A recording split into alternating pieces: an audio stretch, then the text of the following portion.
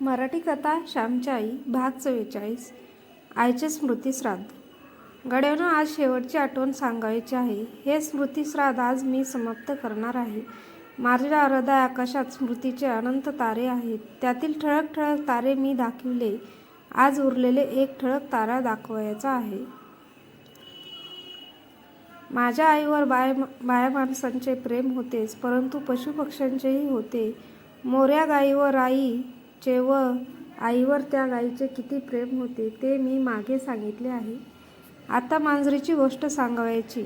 मागे या मांजरीचा उल्लेख मी केला आहे. तिचे नाव मथी. मथी आईची फार आवडती. आईच्या पानाजवळ जेवायची. इतरांनी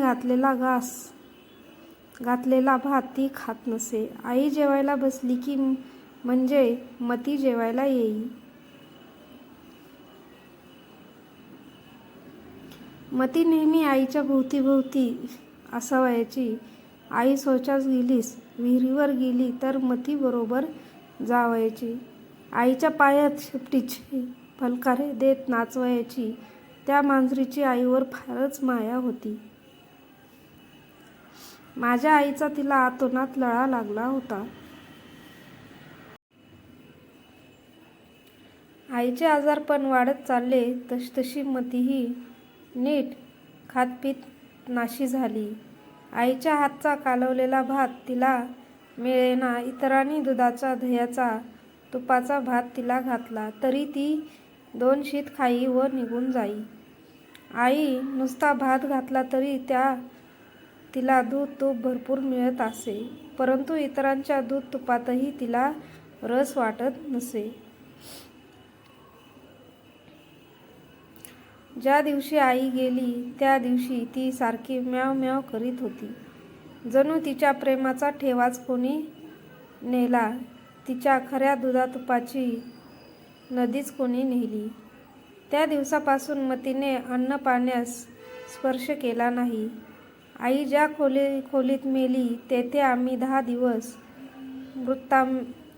मृत आत्म्यासाठी दूध पाणी ठेवत असू. तशी पद्धत आहे, परंतु मथी त्या दुधात शिवली नाही. आई मेली त्याच खोलीत बसून राहिली. म्याव म्याव म्हणून हाकही ती मारी नाशी झाली. तिने अनवश व्रत व मौन व्रत जणून घेतले. 3ऱ्या दिवशी ज्या जागी आईचे प्राण सोडले त्याच ठिकाणी मथीने त्या मांजरीने प्राण सोडले. माझ्या आईची मांजर आई पाठोपाठ गेली.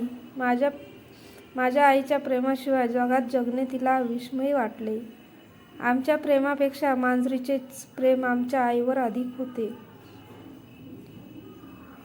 आमच्या प्रेमाची आम्हास लाज वाटली. मी मनात म्हटले, आई, माझे तुझ्यावर प्रेम आहे असे मी कोणाच्या तोंडाने म्हणू. या मांजरीच्या प्रेमाच्या पासांगासही माझे प्रेम पुरणार नाही. मित्रांनो, अशी माझी आई होती. जगाच्या बाजारात अशी आई मोठ्या भाग्याने मिळते. माझ्या आईनेच मला सारे दिले. माझ्यात जे चांगले आहे, ते पवित्र आहे, ते सारे तिचे आहे. माझी आई गेली, परंतु भारत मातेच्या सेवेसाठी मला तयार करून गेली. एका जपानी मातेने स्वतःच्या हृदयात खंजीर भोसकून घेतला व मुलाला एक चिठ्ठी लिहून ठेवली. माझ्यामुळे तू लढाईला जात नाहीस. माझ्या मोहात तू सापडला आहेस. तुझ्या मार्गातील मोह मी दूर करते. माझ्या आईच्या दिव्य दृष्टीला असेच दिसले असेल. हा श्याम माझ्या मोहात गुरफटेल. फक्त माझीच या 3.5 हात देहाचीच पूजा करीत बसले असे तिला वाटले असेल. इतर बंधू भगिनींची सेवा करावयास तो जाणार नाही. स्वातंत्र्य युद्धात तो मातृमोहाने पडणार नाही म्हणून आईने स्वतःला दूर केले असेल. सर्व भारतातील माता माझ्या श्यामच्या होऊ देत. एकच नव्हे तर अनेक आया श्यामला मिळू देत यासाठी माझी आई निघून गेली असेल. ह्या अनंत आया पाहण्याची दिव्य दृष्टी देऊन आई गेली. जिकडे तिकडे आता माझ्याच आया. उत्तमाची आई ती माझीच आई. दत्तूची आई ती माझीच आई. गोविंदाची आई ती माझीच आई. वसंतरावांची आई ती माझीच आई. कृष्णाची आई ती माझीच आई. सुभानाची आई ती माझीच आई. साऱ्या माझ्या हो. माझ्या ज्या आईने हे पाहण्यासाठी मला दिव्य दृष्टी दिली व दिव्य ही दृष्टी मला यावी म्हणून स्वतःचा झिरझिरीत देहमय पडदाही दूर केला, त्या आईची थोरवी मी कोटवर वर्णू. हे ओठ असमर्थ आहेत. ते प्रेम, ते कृतज्ञता, ती कर्तव्यबुद्धी, ती शोषिकता, ती मधुरता माझ्या प्रत्येक कृतीत प्रगट होवो.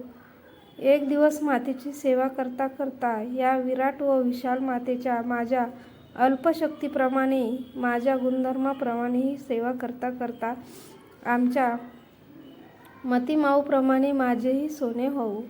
माझ्या आईचे सोने झाले, तिच्या श्यामचेही होवो. धन्यवाद.